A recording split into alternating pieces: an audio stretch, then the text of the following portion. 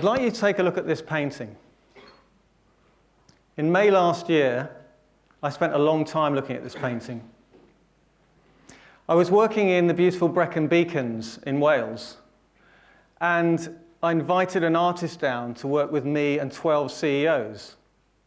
And he put all his paintings around the edge of the room, and we all filed in. And he asked us to look at the paintings and see one that we really connected with. And I connected with this one. And of course, art is a funny thing, isn't it? It gives us an emotional connection. And I looked at this and I saw, I don't know if you can see the same thing, but I saw a person in the air, leaping off a solid rock. And there was no guarantee where they were going to land. There was a sort of croppy outcrop. It wasn't sure if it was going to be safe. Or they might fall down into this sort of watery, icy chasm. But what I could see was this person had real commitment to go somewhere. Now, when Lewis Parsons painted this picture, and it was just before actually the event that I was running, he called it Leap of Faith. And I thought it was a great title for it, Leap of Faith. And I could see that there was a leap of faith of this person in the air. And I liked the painting so much, I bought it. And 3 weeks later, Lewis actually delivered it to my house, which was wonderful. And we had a chat about it, and he'd renamed it. He renamed it to Commit to the Light Within. Wow. Now that really got me. Because you see, why do we get a connection with art? Because we see something probably of ourselves in it. And I saw myself leaping off into this new journey that I was on and committed to something that was within me. So for the next 15 minutes or so we've got together, I'd like you to think, what's the light within you? And what are you going to commit to in your life? But I'm going to start with some old technology, a flip chart. I'm going to draw a circle, and in the center of it is something we've all been to and we all spend time in, our comfort zone. And our comfort zone is a great place, isn't it? It's where we feel very comfortable. We watch Netflix sets, box sets. We go for walks in the countryside with our family and friends. We go to the bar, the pub, and we make great relationships. And it's important to spend time in the comfort zone. It's a great place. But the longer we spend in the comfort zone, the bigger it gets. And the longer we spend in the comfort zone, the more challenging it comes to get outside of it. I'm not in my comfort zone now. I'm in my stretch zone, which is the next one around the edge. Now, the stretch zone does exactly what it says on the tin. It stretches us. We go in there sporadically, we get invited to go in there, or we volunteer to go there. And that's where all the learning and growth takes place, because we are stretched. We go in there, we try something sometimes new, and we develop and grow, and then we apply it to our life going forward. It's exciting. It's energizing. It's sometimes scary. But it's great fun to go there. And the more we go to the stretch zone, the bigger it becomes. The more use we go into the stretch zone, the more fun we have. And the smaller the comfort zone actually becomes.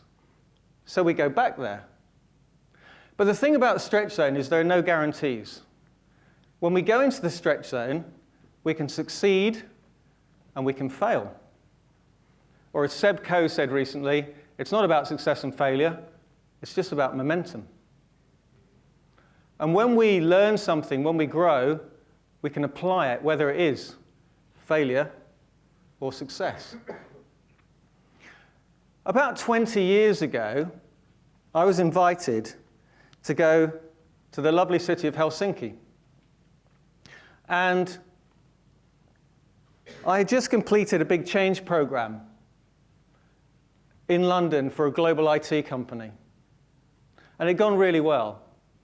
So our partners in Helsinki invited me out there to speak to a conference.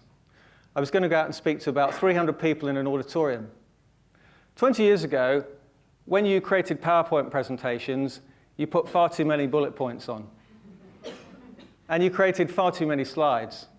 And I was very proud of this set, which probably went to 50 or 60 slides full of ridiculously small font that no one could read. And I pitched up in Helsinki, and I went into the exhibition hall. The partners were exhibiting first. And just before lunch, I thought I'd better go and see the technical guys and set up my laptop. And you know when you get that feeling when something isn't right? And I walked into the technical room, and suddenly I was enveloped in cold sweat.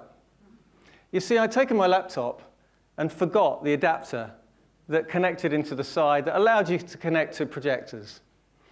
And so my 40, 50, 60 slides with all the bullet points, I couldn't access them. I had 250 people due to come into an auditorium like this in about an hour, and I had nothing. And that wouldn't have been so bad if I had prepared to have nothing, but I hadn't. I'd prepared to have 60 slides. Every bone in my body said, run for the hills. But I couldn't. I had to stay there and deliver, didn't I? I had to commit to doing something. So I asked for a flip chart, I asked for a coffee table and some water, and I gave it my best shot. I was probably more outgoing and told more stories than I could ever imagined, and I think I got away with it. I had a queue of people afterwards, and I gave out a few cards, and it went reasonably well, considering where I'd started. Now, at the time, when I was walking off that stage, I thought of that as failure. But actually, it wasn't. It was a massive success for me. Because I learned so much from that I could apply, which is you don't need all these bullet points, you don't need all these slides. What you need to do is connect with the audience. So what I want to do is take you on a bit of a journey in the next few minutes we've got together. Because the trouble is with this, is we go from comfort to stretch. But as I said earlier, we kind of go in a sporadic, ad hoc nature. Because we get asked, or we may suggest something. But there are two questions I want you to think about for the next few minutes, which will take you in a direction that's purposeful. And the first question is, what's your purpose? Why are you here? Not in Woking. Why are you here on the planet? What are you here to do? And the second question we'll come to is, what's your unreasonable dream? Everyone needs an unreasonable dream. But let's start with the purpose. And the big question is, are you on purpose? Well, of course, you can't answer that question unless you know what your purpose is. So I'm going to give you a little technique to develop your purpose. Now, this is messy stuff, so you won't be able to do it today in the next 10 minutes, but I think you should do it over the coming weeks and months. I'm going to share with you a little bit of my purpose, my business purpose. Now, the thing is, your purpose has already started. You just don't know it. So the thing to do is to look back through your life and to think about what gave you energy, where you get your fulfillment from, where you're passionate about things you've done in your life. Fill a page full of the stories, the images you've got, of the things that really made you feel, this is where I should be. And when you've done all that, you simply reverse mind map. What's at the center of all that? Now, for me, it starts with coaching. I do a lot of executive coaching, one-to-one, and I love nothing better than to ask great questions of people, to challenge them, and to move them on their way to the goals they've set. Speaking, I do a lot of leadership speaking to groups, and there's nothing more exciting than getting somebody to understand something new and then go and apply it in their business. And I put together and run workshops for management leadership away days. Again, it fulfills me massively to see people discover something new and then go and implement it. But what sits in the middle of this isn't just leadership, because that's a bit bland, a bit dry, isn't it? It's got to be more than that. And when you get the simplest things that you can write down, they're often the hardest things to do, aren't they? And this looks easy, but it took me months to come up with this word. And it's inspiring leadership. It's not about me being inspiring. It's about inspiring the next generation of leaders. It's about inspiring you to go away and be a better leader. So that's my purpose, inspiring leadership. So let's come on to the second question, an unreasonable dream. Imagine it's 1961. We had amazing singers in Elvis Presley and Aretha Franklin, to name two. We had radios that looked something like that. We called them transistor radios. And that's how we listened to these guys. This is what a smartphone looked like. Not very smart. And this is what black and white TVs look like. And that's where we watch things. And in 1961, in May 1961, this gentleman made an amazing, unreasonable dream to US Congress. John F. Kennedy said, by the end of the decade, we'll land a man on the moon and return him safely to the Earth. NASA must have had kittens. The technology wasn't there. They were losing people almost daily, because this was dangerous stuff. They didn't have the capability or the capacity to do this. But that's the interesting thing, isn't it? Why did it work? In 1969, unless you're a conspiracy theorist, they did land a man on the moon and return him safely to the Earth. And whenever I've actually told that story or related that story to groups, and I've said, do you think that the Americans would have landed a man on the moon and returned him safely to the Earth by the end of the decade? If Kennedy hadn't said that, made that commitment, do you think that would have happened? And resoundingly, people say no. Well, isn't that extraordinary? That when we create something unreasonable and we commit it to other people, we somehow find the way to do it. Why is that? Because this bit is where it takes us. Learning and growth. So we know that when we set those unreasonable dreams, we'll find a way and we'll start to learn and grow, which is what NASA did to get there. There's a lovely lady called Ellen Sirleaf Johnson.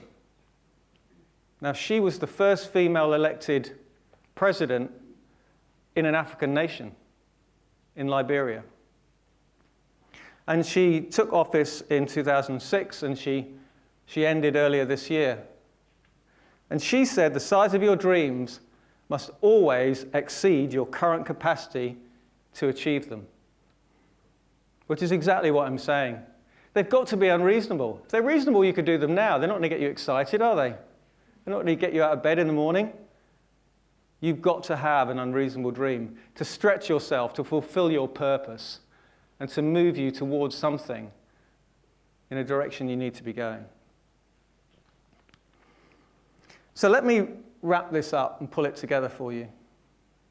I've got this poem above my bath at home, and I'm just going to give you an extract from it. Some of you may have read it. It's called Our Deepest Fear. Our deepest fear is not that we're inadequate. Our deepest fear is that we are powerful beyond measure. We ask ourselves, who am I to be brilliant, fabulous, gorgeous, talented? Actually, who are you not to be? Your playing small does not serve the world. So I want you to think about what your purpose is. I want you to create an unreasonable dream. And I want you to commit to your light within. Thank you.